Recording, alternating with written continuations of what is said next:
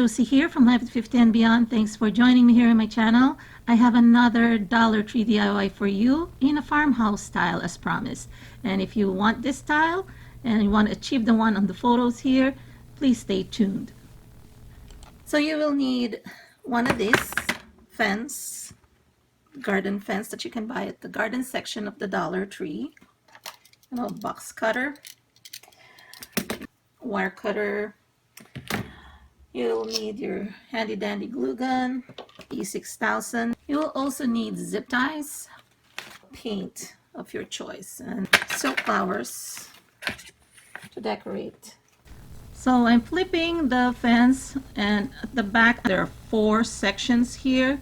And what I'm going to do is I am going to be cutting a small portion, probably 1 or 2 inches from the bottom, using either my wire cutter or my sharp scissors. You can also use a box cutter, but I advise probably for ease just use a pair of scissors. Here I am using my scissors, snipping this portion here around an inch and a half, no longer than 2 inches, because you don't want to rip it open. You just need it so that you can actually bend this section here. If you have a flat or bullnose plier, you can also use that in order for you to bend this really much easier.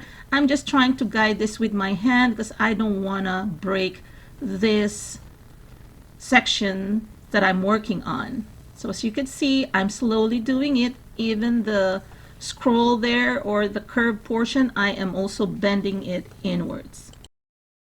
Trying to work as gently as I can here because look at here, I accidentally snapped this portion.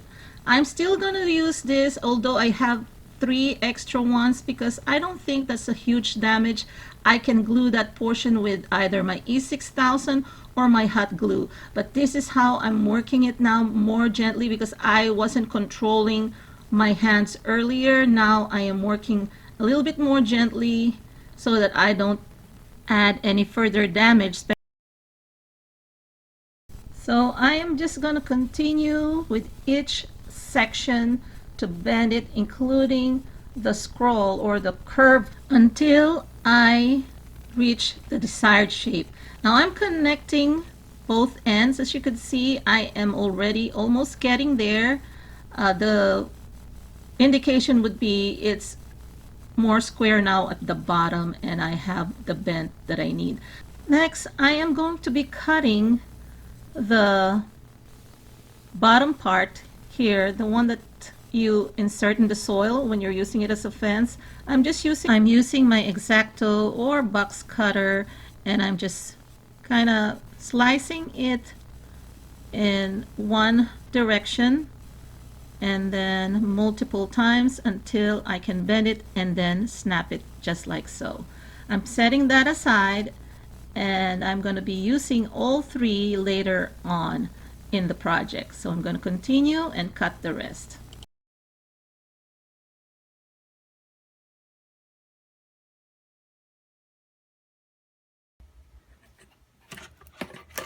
Okay, so that's it. See? Next, I'm going to go ahead and connect again both ends using the kind of locking mechanism that they have put in place to connect the fences together, and just kind of lock it in place. And then I am going to be applying hot glue or my E6000 on that portion that I broke accidentally earlier.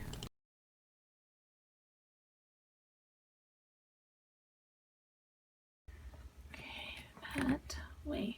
Okay, so I think it's starting to take some shape, and this one is just with the hot glue, and I'm gonna put some E6000 later. Keep it there overnight. Okay, and then continue to train them until they're kind of straight as much as possible.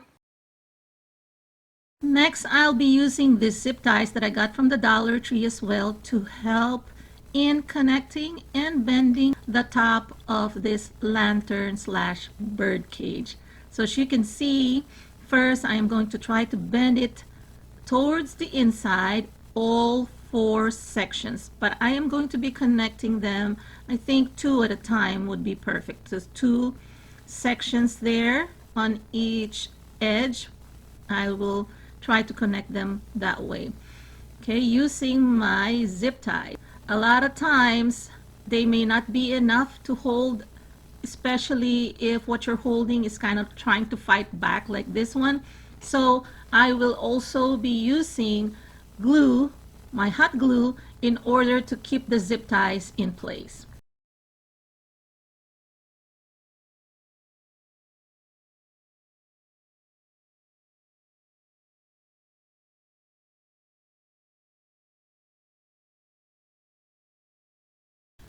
Okay, so what I'm trying to do here is I'm trying to pull up the zip tie as high as possible so that the top will be a little bit more domed or bent. And I am putting or applying some of the hot glue here underneath this zip tie, and I'll do that in all 4 sections here, 4 corners. If you prefer, you can double up on the zip ties as well, because you're going to be able to camouflage that later with your decorations or with paint. So what I'm doing here is just tightening it up, and then I am going to be trimming each of the zip tie using my wire cutter. I prefer the wire cutter because it is sharper than my scissors, but you can use the scissors as well.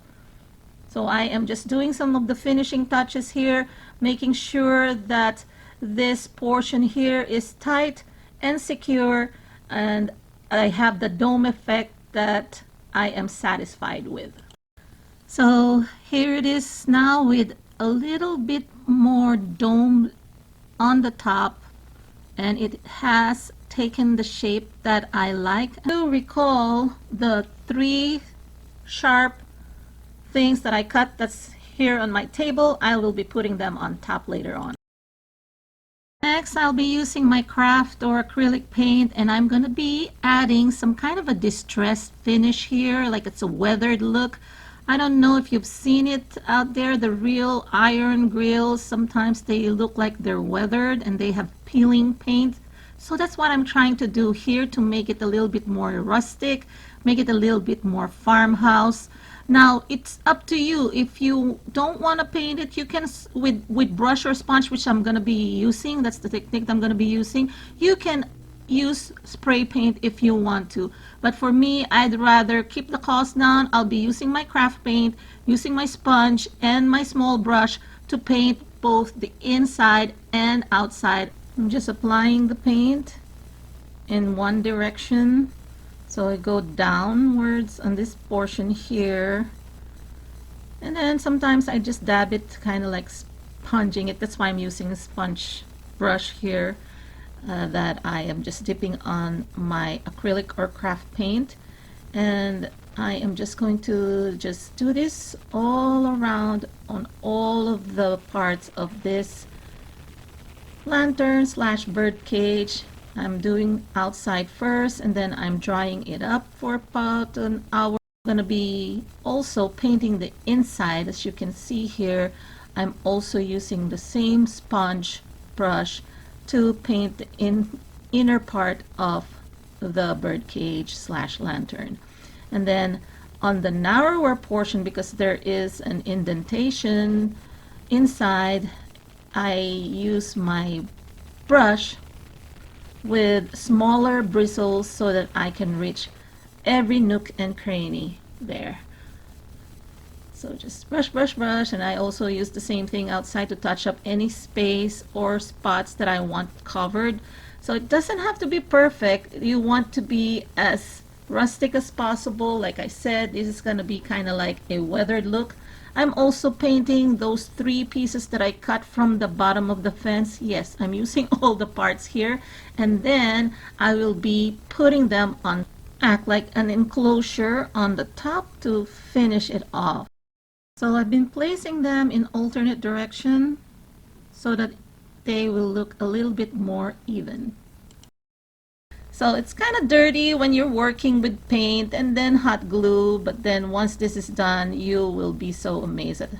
So here it is, all dried up. And now I'm gonna be decorating it with some of the silk flowers from the Dollar Tree. I like this one because it has some spindle or long stems, and I want it to look like it's climbing from the left side or one side, cascading down from the top. So I'm gonna be just applying hot glue here. I'm gonna shorten this one by about a couple of inches so that I can have this a little bit more flushed at the bottom and it's not gonna be too high. So I'm just adding the flowers where I think they can fill the space so that that bottom part of that long stem there won't show. So I'm grouping them into 3 peonies and then 3 hydrangeas and then filling the spaces in between. I'm also adding this faux bird that I got also from the Dollar Tree. All of these are optional. If you don't want to add any embellishments, you can just use this structure on its own and just put probably an LED candle in the middle. But I want to embellish it, and you know the good part about this, I can change it through the season. And here it is. Here's the finished project. It's now as a centerpiece of our dining table. You can use this as a centerpiece. You can put this on top of a mantle. Again, you can change the flowers to whatever you like. Whatever, if you don't like this type of flowers, you can choose whatever flowers you want to add. My daughter was saying that, you know, because she's engaged right now, she wants this on her wedding tables, you know, for her reception, and she is really liking this, so that's really nice of her. And if you notice, I didn't put any bottom on this one, but you can certainly add one if you prefer. I just want it to just be kind of like a cloche that you can just put on top. And here it is with just a charger. To be honest, you can replace the color of the charger for the season. This gold charger is from the Dollar Tree. They come in different colors, silver, also pearly whites, and I think they also come in red and green during the holidays or Christmas season. So yeah, and that LED candle, you can add that too, just to add, you know, kind of like a dramatic effect. And this is beautiful, especially at night when you turn off the lights. So yeah, I really love this a lot. So I hope you enjoyed this video. If you did, please give it a thumbs up. Please share with anyone who may like this style. If you want more farmhouse style type of projects like I've shown here, please give me a thumbs up so that I know that you are interested in it, and also let me know in the comments down below. Also, if you haven't subscribed yet, please do subscribe. And you can follow me on Instagram as well as my Facebook page. And if you have been a subscriber, thanks again for your support. Thanks for always being here on my channel. Wishing you all a wonderful day. Talk to you again on my next video. Bye-bye.